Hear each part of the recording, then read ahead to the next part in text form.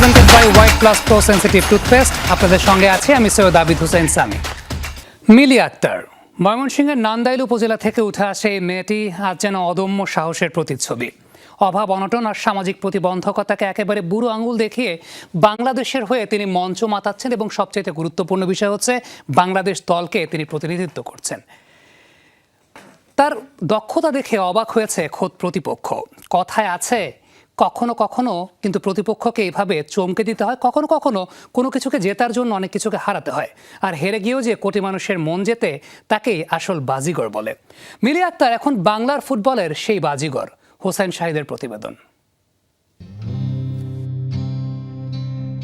ময়মনসিংহের নান্দাইলের মেয়ে মিলি আক্তার যখন অস্ট্রেলিয়ায় এশিয়ান কাপে বাংলাদেশ নারী দলের পোস্ট সামলাচ্ছেন, তখন তার বাবা শামসুল হক বারুই গ্রামে কৃষিকাজে ব্যস্ত সময় পার করছেন। পথেই দেখা, কথা হয় তার সাথে।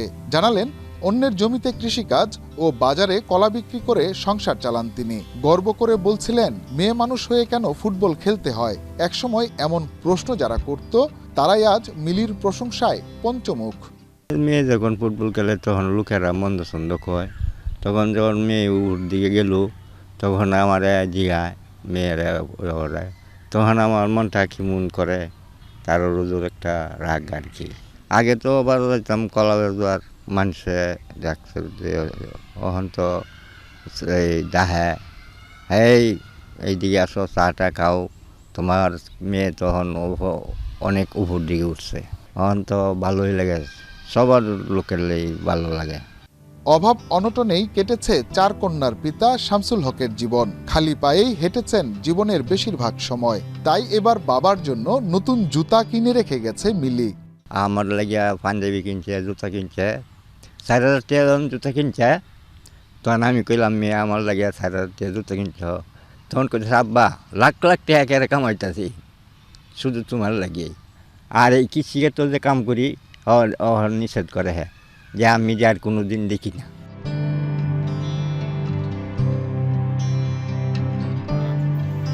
মেয়ের দেয়া জুতা পরে দেখাতে নিয়ে গেলেন বাড়িতে। দুটি ঘর, এর একটি প্রায় ভেঙে পড়েছে। সেখানেই আলমারিতে তুলে রেখেছেন মেয়ের দেয়া নতুন জুতা।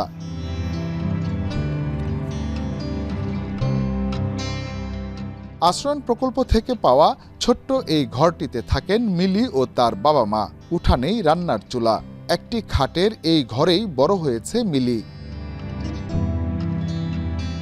ঢাকা নিয়ে গেছিলাম গা, মানুষে তো খারাপ আলোচনা করতো। স্কুল থেকে যখন খেলতো বাড়িতে বিচার নিয়ে আসতো, হাফ প্যান্ট পিনা খেলতো, মানুষে খারাপ আলোচনা করতো দেখে নিয়ে চলে গেছিলাম। ঢাকাত মন বসে না, তার মন খারাপ হয়ে থাকে। তারপরে বাড়িতে পাঠাই দিছি, পরে এখন ভালোই আছে। মিলিরে নিয়ে আমাদের অনেক স্বপ্ন, মিলি আরো বড় হইতে চায়। ফুটবল খেলা সিরিয়া এটা কইছে শুনছি, অন্তর মন্দ কেন অন্ত ভালাই বিধি উঠে উঠছে গিয়া অন্ত মঞ্চে ভালাই কইব। স্মার্টফোন না থাকায় মিলির সাথে ভিডিও কলে কথা বলতে হলে পরিবারটির দ্বারস্থ হতে হয় প্রতিবেশীদের। প্রতিদিন অন্যের ফোন চেয়ে নিয়ে মিলিকে দেখে পরিবারের সদস্যরা। হ্যাঁ, গরিব মানুষ, বুঝুন। হ্যাঁ, অস্তে অস্তে খেলতে খেলতে যখন উন্নত দিকে গেছে। বাংলাদেশের মানুষের মতো অনেক কালকে একজন আলাপ পাশে নান্দাইলের গৌরব মিলি। মিলির এই শূন্য থেকে শিখরে ওঠার গল্পটি কোনো রূপকথা নয়, বরং এক কঠোর সংগ্রামের মহাকাব্য। যে মানুষ স্বপ্ন দেখে পরিশ্রম করে, হার না মানার প্রতিজ্ঞা রাখে, তার পথ একদিন ঠিকই খুলে যায়। কারণ ইতিহাস গড়েছে তারাই যারা অসম্ভবকে সম্ভব করার সাহস দেখায়। মিলি আক্তার তারই উদাহরণ। তাই পরিস্থিতি যাই হোক, নিজের ইচ্ছাশক্তিকে শক্ত করাই সফলতার অন্যতম চাবিকাঠি বলছেন সংশ্লিষ্টরা। হুসাইন শাহিদ, যমুনা নিউজ, ময়মনসিংহ। অর্থকষ্টে ফ্রান্সে কম্পিটিশন লড়তে যাওয়া হচ্ছিল না ট্রায়াথলেট ফেরদৌসী আক্তার মারিয়ার। সে আক্ষেপ ঘুচিয়েছেন ক্রীড়া প্রতিমন্ত্রী আমিনুল হক এবং পৃষ্ঠপোষক প্রতিষ্ঠান একমে। মারিয়ার হাতে তুলে দিয়েছেন 5 লক্ষ টাকা অর্থ সহায়তা। এখন থেকে বিকেএসপিতে উন্নত প্রশিক্ষণ নেবেন এই ট্রায়াথলেট। শুধু তাই নয়, ভবিষ্যতেও মারিয়ার সকল খরচ বহন করার ঘোষণা পৃষ্ঠপোষক প্রতিষ্ঠানের। আমি এতদিন অবধি স্পন্সর খুঁজিনি, কারণ ভাইয়া আমাকে সেই জায়গাটা পর্যন্ত দিছে। যখন ভাইয়ের সব শেষ, তখন ভাইয়া, এখন আমার ভাইয়ের নাই বিদায় ভাইয়া বলতেছে এখন স্পন্সর লাগবে। সৃষ্টিকর্তা সব লিখে রাখেন। যমুনা টেলিভিশনের শোতে ট্রায়াথলেট ফিরদৌসী আক্তার মারিয়ার চাওয়া তিনি 24 ঘন্টা না পেরোতেই পূরণ করলেন। সেপ্টেম্বরে ফ্রান্সের প্যারিসে কম্পিটিশনে যাওয়া হচ্ছে তার। ক্রীড়া প্রতিমন্ত্রী আমিনুল হক আর একমি তার হাতে 5 লক্ষ টাকা তুলে দিলেন। আজকের এই মারিয়াকে দেখে সারা বাংলাদেশের যারা নারীরা রয়েছে, নারী ক্রীড়াবিদ রয়েছে, তারা অনেক বেশি উৎসাহিত হবে এবং তাদের এই উৎসাহের মাধ্যমে আমরা আমাদের ক্রীড়াঙ্গনকে আমরা অনেক দূর এগিয়ে নিয়ে যেতে পারবো বলে আমরা বিশ্বাস করি। রংপুরের এই আয়রন লেডির জীবনটা দারিদ্র্য আর সংগ্রামের। একজন ট্রায়াথলেটের জন্য প্রয়োজন বিশাল অঙ্কের অর্থের, পুষ্টিকর খাবার, উন্নত সরঞ্জামের সাথে বিদেশে খেলার ব্যয়। তা ছিল না মারিয়ার। সেই পথ তো এবার খুললই, স্বপ্নটাও বড় হলো। আমার একটা হতাশা কাজ করছিল, তো আমি থ্যাংক ইউ দিব হচ্ছে যমুনা টেলিভিশনকে। তারা আমাকে ইনভাইট করছিল, আমি সেখানে গিয়ে আমার মনের যে কথাগুলো, আমার যে চাওয়া পাওয়ার একটা কথা ছিল, আমি সেগুলো বলছি। তাদের মাধ্যমে আসলে আমাদের মাননীয় প্রধানমন্ত্রী এবং ক্রীড়া প্রতিমন্ত্রী আমিনুল হক স্যার সেটা দেখে এবং একদিনের মধ্যে তারা কুইক হচ্ছে ডিসিশন নেয় এবং আমার পাশে দাঁড়ায়। এটা আমার জন্য সবথেকে বড় পাওয়া। ফ্রান্সে যাব 2026 সালে সেপ্টেম্বর মাসে। এখানে হচ্ছে যেহেতু এটা পাহাড় থাকবে, প্রচুর এলিভেশন আছে, তো আমাকে কঠোর পরিশ্রম করে যেতে হবে। এই জন্য আমি বিকেএসপিতে চলে যাচ্ছি। ওখানে সুইমিং আর রানিংয়ের জন্য প্রস্তুতি নেব এবং ইন্টারন্যাশনালিভাবে কোচের কাছ থেকে সাইকেলিং প্র্যাকটিসটা করে ইনশাল্লাহ আমি সেখানে ভালো কিছু করে দেশে সুনাম বয়ে নিয়ে আসবো। আগামীতে মারিয়ার ভালো করার সকল খরচ বহন করার ঘোষণা দিল একমি। এইরকম একজন উদীয়মান নক্ষত্রকে স্পন্সর করার সুযোগ দেওয়ার জন্য আমি মন্ত্রী মহোদয়কে আমার আন্তরিক এবং কোম্পানির পক্ষ থেকে অনেক ধন্যবাদ জ্ঞাপন করছি। তার সমস্ত খরচ, সমস্ত কিছুই একমি অবশ্যই দেখাশোনা করবে। বিকেএসপির ছাত্রী মারিয়ার পাশে থাকবেন বিকেএসপির মহাপরিচালক। অর্থ কষ্টে থাকা প্রতিটি মেধাবী ক্রীড়াবিদদের পাশে থাকার ঘোষণা বর্তমান সরকারের। মেহেদি নাইম, যমুনা স্পোর্টস, ঢাকা। পাকিস্তান সিরিজে মিডল অর্ডার ব্যাটারদের কাছ থেকে রান চায় টিম ম্যানেজমেন্ট। লম্বা সময় ধরে ধুঁকতে থাকা এই বিভাগে উন্নতির জন্য করা হচ্ছে স্পেশাল ওয়ার্ক। মিডল ওভারে রান বের করতে বাউন্ডারির পাশাপাশি সিঙ্গলস এবং ডাবলসকে দেওয়া হচ্ছে বিশেষ গুরুত্ব, বলছেন হেড কোচ ফিল সিমন্স। এদিকে ক্যাপ্টেন মিরাজ দ্রুতই ছন্দে ফিরবেন বলে বিশ্বাসী ক্যারিবিয়ানের। মিরপুরের হোম অফ ক্রিকেটে বাংলাদেশ দল যখন অনুশীলন করে তখন সাধারণত মূল মাঠে ওয়ার্ম আপ শেষে ক্রিকেটাররা ব্যাটিং বোলিং সেশন করেন ইনডোর কমপ্লেক্স ও এর আউটার গ্রাউন্ডে। তবে এবারের পাকিস্তান সিরিজে সেই প্রথা থেকে বেরিয়ে এসেছে বাংলাদেশ টিম ম্যানেজমেন্ট। বুধবার থেকে শুরু হওয়া সিরিজের জন্য দল এবার অনুশীলন করছে একাডেমিক গ্রাউন্ডে। কিন্তু কেন, সেটা বোঝা গেল সোমবারের অনুশীলন দেখে। মিরপুর একাডেমিক গ্রাউন্ডকে নেট দিয়ে 3 ভাগে বিভক্ত করে পরিকল্পিত ট্রেনিং সেশন আয়োজন করা হয়েছে। বাঁ পাশের অংশে বোলিং করেছে পেসাররা, তাদের মোকাবেলা করেছে টপ অর্ডার ব্যাটাররা। একদম ডান পাশে স্পিনারদের নিয়ে কাজ করেছেন মুশতাক আহমেদ। তবে মাঝের অংশে হয়েছে ম্যাচ সিনারি অনুশীলন, যেখানে কেবল কাজ করা হয়েছে মিডল অর্ডার ব্যাটারদের নিয়ে। পাকিস্তানের স্পিন মোকাবেলা করতে লিটন দাস, তাহিদ হৃদয়, আফিফদের বিপক্ষে শুরু থেকেই বোলিং করেছেন স্পিনাররা। নেট বোলারদের পাশাপাশি রকিবুল হাসান, ওয়াসি সিদ্দিকীর মতো ঘরোয়া লিগের পরীক্ষিত বোলাররাও ছিলেন নেটে।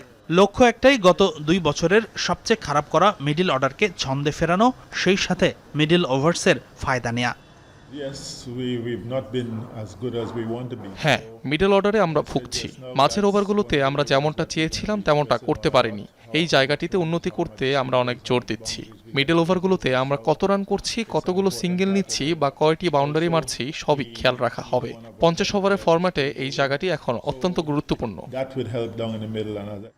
2027 বিশ্বকাপের প্রস্তুতি পাকিস্তান সিরিজ দিয়ে শুরু করছে বাংলাদেশ দল। মিডল অর্ডারের মতোই অধিনায়ক মেহেদী হাসান মিরাজের ফর্ম নিয়েও আছে শঙ্কা। গত 2 বছরে 20 ম্যাচে 27.55 করে 496 রান করেছেন টাইগারদের ওয়ানডে অধিনায়ক। তবে বোলিং ফর্মটা বেশ খারাপ। 20 ওভারে নিয়েছেন মাত্র 19 উইকেট। বোলিং এভারেস্টে গিয়ে দাঁড়িয়েছে 45.1-এ। অধিনায়কত্বটা কি এখন চাপ মিরাজের জন্য? প্রশ্নটা ছিল ফিল সিমন্সের কাছে। আমি ঠিক জানি না, এটা আসলে তাকেই উত্তর দিতে হবে যে অধিনায়কত্ব তার জন্য বোঝা কিনা। খেলোয়াড়দের মাঝে মাঝে খারাপ সময় যায়, তবে আমরা তার প্রতিভা সম্বন্ধে জানি। আমরা যেভাবে কাজ করছি আশা করি দ্রুত সে অধিনায়ক হওয়ার আগে ফর্মে ফিরে আসবে। হাসিনুর রহমান, যমুনা স্পোর্টস, ঢাকা। আগামী 11ই মার্চ থেকে শুরু হচ্ছে বাংলাদেশ এবং পাকিস্তানের মধ্যকার one day series ICC ODI super লিগের প্রেক্ষাপটে এই ওডিআই সিরিজটা বাংলাদেশের জন্য খুবই গুরুত্বপূর্ণ একটা সিরিজ। বিশেষ করে বাংলাদেশ এই মুহূর্তে আইসিসি ওডিআই র্যাঙ্কিংয়ে 10 নম্বর অবস্থান করছে। সবচেয়ে ইম্পর্টেন্ট ব্যাপার যে 2027 বিশ্বকাপে কোয়ালিফাইংয়ের বাংলাদেশের একটা সমীকরণ আছে এবং তার আগে এই সিরিজটা তার পরবর্তী সময় নিউজিল্যান্ডের সঙ্গে সিরিজ সহ আগামী দিনগুলোতে যে ওয়ানডে ম্যাচ আছে বাংলাদেশের জন্য খুবই ইম্পর্টেন্ট। আমরা একটু এক ঝলকে দেখে নিতে চাই এই ওয়ানডে সিরিজটা কি প্রভাব রাখতে পারে বাংলাদেশের র্যাঙ্কিংয়ে।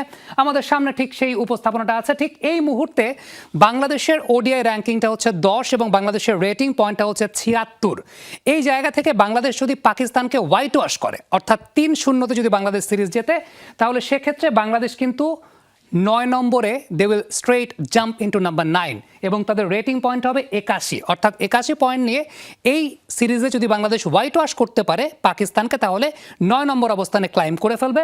অন্যদিকে বাংলাদেশ যদি এই সিরিজটা 2-1 ব্যবধানে জেতে, অর্থাৎ একটা ম্যাচ যদি বাংলাদেশ হেরেও যায়, তারপরেও কিন্তু র্যাঙ্কিংয়ের একটা উন্নতি দৃশ্যমান, কারণ সেই জায়গাটা বাংলাদেশ 10 নম্বর থেকে 9 নম্বরে উঠে যাবে। তবে রেটিং পয়েন্টটা থাকবে 79, যেটা আপনারা বুঝলেন যে 81 পয়েন্ট নিয়ে যদি 3-0 হোয়াইট ওয়াশ করতো তাহলে 81 পয়েন্ট নিয়ে শীর্ষে থাকতো, আর যদি 2-1 যেতে বাংলাদেশ সেক্ষেত্রে পয়েন্টটা থাকবে 79। তবে দুটা ক্ষেত্রেই র্যাঙ্কিংয়ের উন্নতিটা কিন্তু লক্ষণীয়, অর্থাৎ 9 নম্বরে চলে যাবে। তবে বাংলাদেশ যদি সিরিজটা হারে, অর্থাৎ 1-2 ব্যবধানে সিরিজটা যদি হারে, তাহলে সেক্ষেত্রে কি হবে? সেক্ষেত্রে কিন্তু বাংলাদেশ 10 নম্বর অবস্থানে থাকবে এবং বাংলাদেশের রেটিংটা, যেহেতু একটা ম্যাচ বাংলাদেশ জিতবে বলে আমরা ধরে নিচ্ছি, এই মুহূর্তে 76 আছে, সেটা 77-এ গিয়ে ঠেকবে, সেটা কিন্তু 79 বা 81 মতো হবে না। অর্থাৎ এই জায়গাটা বাংলাদেশের র্যাঙ্কিংটা অবনমিতই থাকবে, অর্থাৎ 10 নম্বর অবস্থান করবে। যদি by any chance Bangladesh 3-0 white wash হয় পাকিস্তানের সঙ্গে, 3-0 বাংলাদেশ হোয়াইট ওয়াশ হলে পাকিস্তানের সঙ্গে, সেক্ষেত্রেও কিন্তু বাংলাদেশ 10 নম্বর অবস্থানেই থাকবে, অর্থাৎ বাংলাদেশের র্যাঙ্কিংয়ের কোনো উন্নতি হবে না। তবে এক্ষেত্রে রেটিং পয়েন্টটা কমে যাবে একদম 74-এ। তার মানে দর্শকরা একটা বিষয় বুঝতে পারছেন, বাংলাদেশ যদি পাকিস্তানকে হোয়াইট ওয়াশ করে সেক্ষেত্রে রেটিং পয়েন্টটা 81, যদি বাংলাদেশ হোয়াইট ওয়াশ হয় বাই পাকিস্তান সেক্ষেত্রে রেটিং পয়েন্টটা 74-এ নেমে যাবে। এটাই হচ্ছে সামগ্রিকভাবে এই মুহূর্তের সমীকরণ। এবং ওয়ানডে ফরম্যাটটাতে বাংলাদেশ যদি 2027 বিশ্বকাপটা কোয়ালিফাই করতে চায় সরাসরি, সেক্ষেত্রে কিন্তু এই ওয়ানডে সিরিজগুলো খুবই গুরুত্বপূর্ণ। অনেকেরই একটা কিউরিওসিটির জায়গা ছিল যে এই সিরিজটা আসলে বাংলাদেশের জন্য কতখানি ইম্পর্টেন্ট এবং জেতা হারার উপরে আসলে কি কি বিষয় ডিপেন্ড করছে। আশা করছি যমুনা টেলিভিশনের এই অংশটুকুর মাধ্যমে আপনারা সেই ব্যাপারে ক্ল্যারিফাইড হয়েছেন। অবশেষে ভারত থেকে দেশে ফিরতে পারছে ওয়েস্ট ইন্ডিজ এবং সাউথ আফ্রিকা। মঙ্গলবার ভোরে চার্টার্ড ফ্লাইটে জোহানেসবার্গের উদ্দেশ্যে রওনা দেবে দুদল। দক্ষিণ আফ্রিকা দল নেমে যাবে সেখানে, এরপর সেখান থেকে ওয়েস্ট ইন্ডিজ যাবে অ্যান্টিগায়। মধ্যপ্রাচ্যে সহিংসতার কারণে টি-20 ওয়ার্ল্ড কাপ থেকে গত সপ্তাহে বিদায় নেওয়ার পর কলকাতাতে অবস্থান করছে ওয়েস্ট ইন্ডিজ এবং সাউথ আফ্রিকা। তাদের পর বাদ পড়েও আগে ইন্ডিয়া ছেড়েছে ইংল্যান্ডকে আগেভাগে দেশে ফেরানোর ব্যবস্থা করে আইসিসির উপর ক্ষুব্ধ সাউথ আফ্রিকা এবং ওয়েস্ট ইন্ডিজ। এমনকি নিয়ন্ত্রক সংস্থার এমন আচরণে ক্ষমতা দেখানো হয়েছে বলে প্রশ্ন তুলেছেন ইংল্যান্ডের সাবেক ক্যাপ্টেন মাইকেল ভন। প্রশ্ন তুলেছেন সাউথ আফ্রিকার ডেভিড মিলার, কুইন্টন ডিকক। মিলারের সেই পোস্টেই আবার প্রতিক্রিয়া জানিয়েছেন ওয়েস্ট ইন্ডিজের প্রধান কোচ ড্যারেন স্যামি। দর্শক, টি-20 বিশ্বকাপ শেষ হয়েছে, তবে এই টি-20 বিশ্বকাপ কিন্তু অনেক জায়গা থেকে ব্যতিক্রম ছিল। প্রথমত একটা বিষয় বলতে হবে যে প্রচুর সংখ্যক রান হয়েছে, অনেক ইন্ডিভিজুয়াল রেকর্ড ঘটেছে, টেলিভিশন কিংবা ওটিটি ভিউয়ারশিপের জায়গাটাতে অনেক পরিবর্তন এসেছে। আমরা একটু দেখতে চাই যে এই বিশ্বকাপে আসলে সামগ্রিকভাবে কী কী রেকর্ড হয়েছে। প্রথম যে রেকর্ডটা আমরা দেখতে পাচ্ছি যে ইন্ডিয়া কিন্তু একটা বড় টোটাল গড়েছে ফাইনাল ম্যাচে 255 উইকেটে, যেটা যে কোনো টি-20 বিশ্বকাপের ফাইনাল ম্যাচের সর্বোচ্চ স্কোর, অর্থাৎ 255 উইকেটে যে কোনো টি-20 ওয়ার্ল্ড কাপের ফাইনাল ম্যাচের সর্বোচ্চ স্কোর। লার্জেস্ট ফাইনাল ভিক্টরি, অর্থাৎ ফাইনাল ম্যাচে সবচেয়ে বড় ব্যবধানে জয়ের যে রেকর্ডটা, সেই রেকর্ডটা কিন্তু ইন্ডিয়া গড়েছে। 96 রানে তারা নিউজিল্যান্ডকে ডিফিট করেছে। Highest final score by a player, অর্থাৎ 89 রান করেছিলেন সঞ্জু স্যামসন, সেটা কিন্তু এখন পর্যন্ত ফাইনাল ম্যাচে যে কোনো ব্যাটসম্যানের ইন্ডিভিজুয়াল সর্বোচ্চ স্কোরের রান। আমরা পরবর্তী যে উপস্থাপনাটা আছে সেখানে চলে যাব। সেখানে আমরা যেমনটা দেখতে পাচ্ছি যে ইন্ডিয়া প্রথম ক্রিকেটিং নেশন যারা ডিফেন্ডিং চ্যাম্পিয়ন হিসেবে একটা বিশ্বকাপ জিতেছে, অর্থাৎ ব্যাক টু ব্যাক 2টা বিশ্বকাপ জিতেছে। তারা ডিফেন্ড করছিল টাইটেলটা, সেই টাইটেলটা কিন্তু তারা রিগেইন করতে সক্ষম হয়েছে 2024 এবং 2026। Fastest team 100 in knockout. Final ম্যাচে ইন্ডিয়া 7 ওভার 2 বলে 100 রান তুলতে সক্ষম হয়েছিল, যেটা ফাস্টেস্ট সেঞ্চুরি। অর্থাৎ কোনো একটা ম্যাচে, কোনো একটা টুর্নামেন্টের ফাইনাল ম্যাচে সর্বোচ্চ বা নকআউট স্টেজে সর্বোচ্চ সংখ্যক রান সবচাইতে কম বলে সে রেকর্ডটা ইন্ডিয়া করেছে। মোস্ট সিক্সেস ইন টি20 world cup edition Sanju Samson 24টা ছক্কা মেরেছেন, 24টা ছক্কা মেরেছেন এই টি20 বিশ্বকাপে, যেটাও কিন্তু যে কোনো টি20 ওয়ার্ল্ড কাপে সবচাইতে বেশি সংখ্যক ছক্কার রেকর্ড। এবং এই টুর্নামেন্টে সবাই বিভিন্ন রেকর্ডের অংশীদারিত্ব পেয়েছেন। অভিষেক শর্মা ফাইনাল ম্যাচে সবচেয়ে কম বলে হাফ সেঞ্চুরি করেছেন 18 বলে। ইন্ডিয়া ব্যাক টু ব্যাক 3টা আইসিসি টুর্নামেন্ট জিতেছে, সেটাও কিন্তু একটা রেকর্ড। আরেকটা বিষয় খুব ইম্পর্টেন্ট, সেটা হচ্ছে global streaming record. India versus England semifinal, যেখানে 619 মিলিয়ন ভিউ হয়েছে ওটিটি প্ল্যাটফর্মে। আবারও বলছি, ইন্ডিয়া এবং ইংল্যান্ডের মধ্যকার যে সেমিফাইনালটা ছিল, সেই সেমিফাইনাল ম্যাচে 619 মিলিয়ন ভিউ হয়েছে সামগ্রিকভাবে এই সেমিফাইনালে। সব কিছু মিলিয়ে এই বিশ্বকাপটা অনেকগুলো রেকর্ডের জন্ম দিয়েছে। সেই রেকর্ডগুলো যমুনা টেলিভিশনের মাধ্যমে দর্শকরা জেনে গেলেন।